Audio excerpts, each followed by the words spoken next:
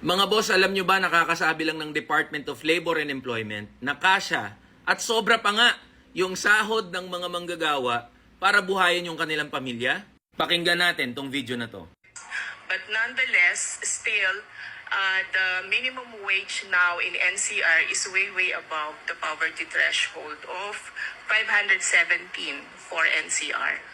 Yung video na yan mga boss ay kuha sa hearing ng Kongreso para sa budget ng DOLE sa susunod na taon. Nang tanongin yung Executive Director ng National Wages and Productivity Commission na tingin nyo ba okay? Kasya o sapat ba yung minimum wage ng mga manggagawa? Ang sagot ng DOLE, kasya at sobra-sobra pa nga ang sahod ng mga manggagawa. Way above the poverty threshold. Tangina talaga mga opisyal ng gobyerno to, hindi mo alam kung saan planeta o Pilipinas nakatira. Una, sabi nila, hindi ka mahirap kapag nakakakain ka ng 64 pesos a day. Ngayon, sinasabi nila, kasya at sobra pa nga yung minimum wage ng mga manggagawa. Yan yung dahilan mga boss kung bakit kahit anong taas ng presyo ng mga bilihin, hindi tataas yung sahod ng mga manggagawa. Kasi para nga sa gobyerno, kasya at sobra-sobra pa nga yung sinasahod ng mga manggagawa para buhayin yung kanilang mga pamilya.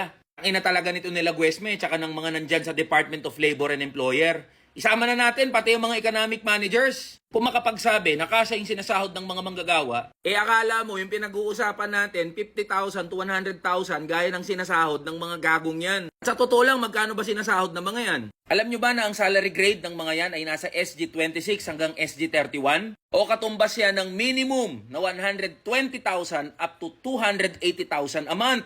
O kaya di talaga nila magigets yung buhay ng mga manggagawa kasi yung sinasahod nila 100,000, more than 100,000 kada buwan. Ba't di na lang ganito gawin natin? Gaya ng hamon sa NEDA, bakit di nyo pangunahan na ibaba yung mga sahod nyo sa minimum wage? Tapos tignan natin kung masabi nyo pa rin na kasya at sobra yung minimum wage ng mga manggagawa. Kaya kay Dole Secretary Laguesma, sama mo na lahat ng mga USEC, ASEC at mga opisyal ng Department of Labor and Employment. Mag-minimum wage challenge tayo. Patunayan nyo na kasya at sobra pa nga ang minimum wage at patutunayan namin na ginagago nyo na naman kami.